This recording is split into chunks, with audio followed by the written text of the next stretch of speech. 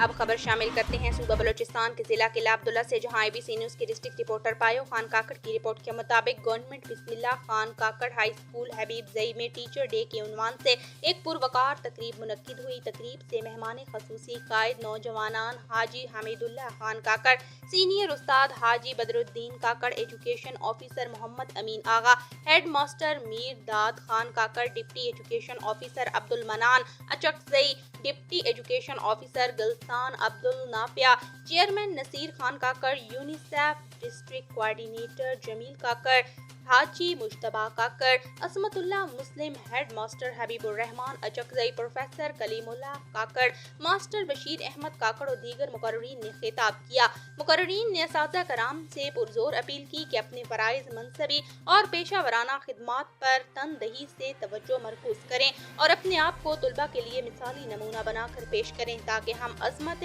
رفتہ کو ایک بار پھر حاصل کرنے کے قابل ہو سکیں۔